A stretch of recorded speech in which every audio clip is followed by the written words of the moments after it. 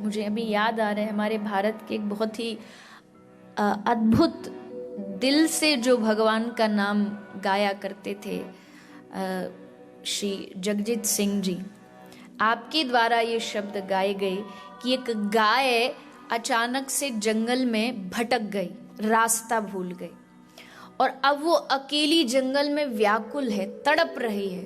तब वो कृष्ण को पुकारती है और क्या कहती है? तुम ढूंढो मुझे गोपाल में, खोई गैया तेरी।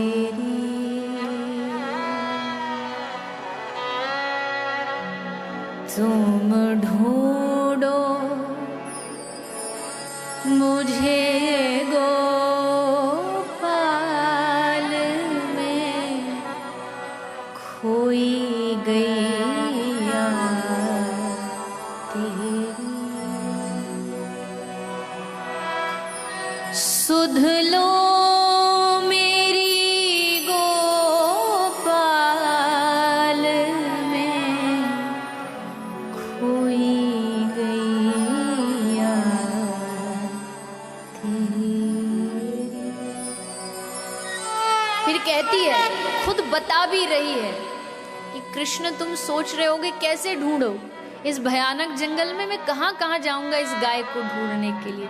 तो कह रही है तुम्हें कहीं ढूंढने की जरूरत नहीं, एक काम करो,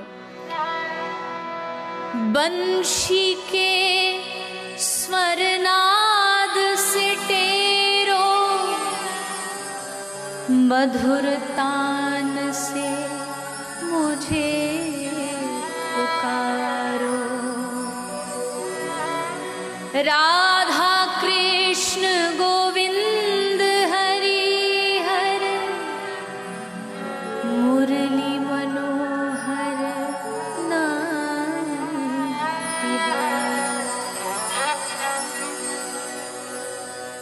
अब सांझ भई घन श्याम में, व्याकुल गैया तेरी।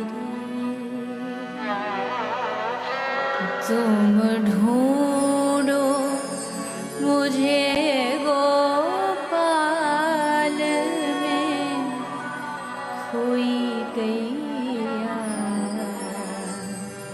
तेरी। अपना भाव बताती है, और असलियत में अंत में वो कह रहे हैं कि ये कोई गाय नहीं खोई है, सचमुच तो एक जीव है जो अपने भगवान से बिछुड़ गया है। और वो बिछड़ा हुआ जीव अपने अपने प्रभु को, अपने गोविंद को याद कर रहा है, पुकार रहा है कि तुम मुझे छोड़ के कहां चले गए।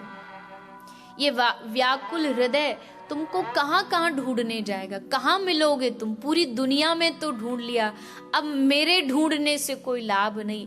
एक बार बंशी के स्वर नाद से टेरो, एक बार बंशी में तुम मेरा नाम पुकार लो, मैं भागा भागा दौड़ा दौड़ा चला हूं।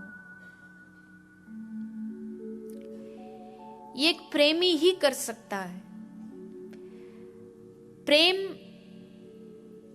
आपके रोम रोम को कृष्ण में बना देता है, आपके हृदय को वो प्रेम आनंद से, स्नेह से भर देता है। ब्रज के लोगों ने भगवान से प्रेम किया है। बताइए, कभी आपने सुना कि ब्रज की गोपी हाथ में आरती की थाली लेकर के रोज सुबह शाम कृष्ण की आरती करती हो? कभी नहीं। पूजा करनी तो उनको आती ही नहीं थी, क्योंकि पूजा हम करें तो एक आध घंटे कर सकते हैं, पर प्रेम जब किया जाता है तो 24 घंटे हृदय में प्रियतम का वास रहता है।